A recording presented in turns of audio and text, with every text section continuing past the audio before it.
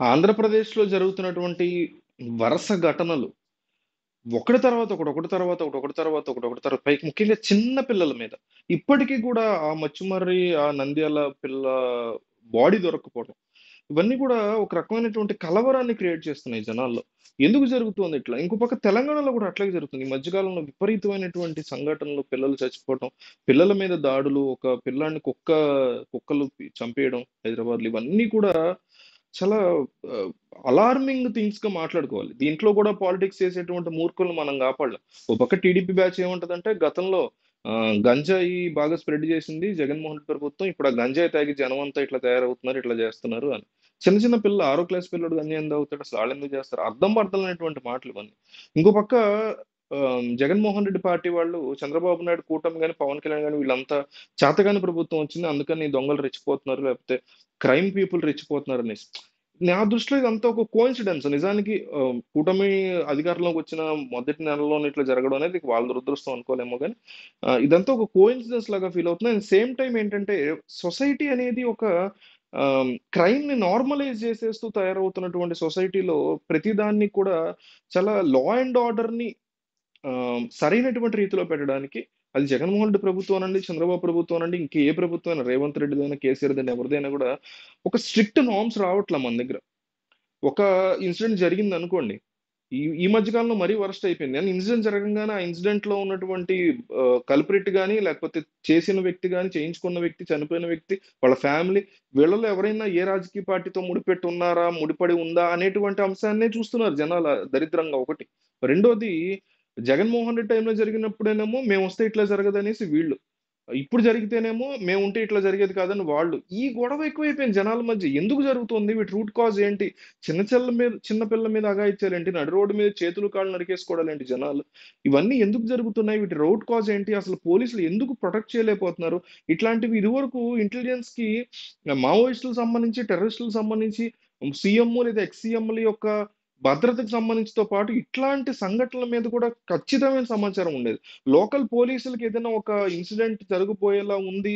మా అమ్మాయి వెంట ఎవడో పడుతున్నాడు, లేకపోతే మా అబ్బాయి వెంట ఎవడో పడుతున్నాడు అనేటువంటి ఇన్ఫర్మేషన్ ఇచ్చినప్పుడు చాలా చాకచక్యంగా పోలీసులు థింగ్స్‌ని డీల్ చేసేవారు. ఇప్పుడు ఎట్లా అయిపోయిందంటే పోలీసు వ్యవస్థ ఒక లూజ్ ఎండ్ ఎక్కువైపోయింది. ఎ ఎ ఎవరి పాలన అనేది మాట్లాడట్ల. వ్యవస్థ గురించి మాట్లాడుతున్నాం. పోలీస్ వ్యవస్థ తెలంగాణలో గావచ్చు, ఆంధ్రప్రదేశ్‌లో గావచ్చు. ఓవరాల్‌గా హోం మంత్రిత్వ శాఖకు సంబంధించినటువంటి బాధ్యత ఇది. గత కేసీఆర్ పాలనలో హోం మంత్రిత్వ శాఖ అసలు కనీసం హోంమంత్రి మహమ్మద్ అలీ అని కూడా చాలా మంది తెలీదు. జగన్మోహన్ రెడ్డి ప్రభుత్వ టైంలో కూడా అట్లాగే చాలా మంది తెలీదు. ఇప్పుడు కూడా హోంమంత్రి అనిత ప్రెస్ మీట్ పెట్టారంటే దానికి సంబంధించి జనాల్లోకి ఆ వెర్షన్ గాని, ఆవిడ చెప్తున్నటువంటి అంశాలు గాని ఇంకా వెళ్ళట్ల. నిజానికి ఈవిడ టీచరు వృత్తిలోంచి వచ్చారు. చదువుకున్న ఆవిడ, విషయాలు తెలిసిన ఆవిడ. సరే ఇంకా టైం ఉందనుకోండి 1 మంత్‌లోనే మనం ఇవన్నీ కంక్లూడ్ చేయకూడదు గానీ అసలు చెప్తున్నా. సో హోం మంత్రిత్వ శాఖ అంటే ఏంటి? పోలీసుల యొక్క పనితీరుని వాళ్ళు ఎట్లాగా దాన్ని చేయాలి? ఫ్రెండ్లీ పోలీసింగ్ అనేది ఎట్లా అలవాటు చేయాలి ప్రజల మధ్య?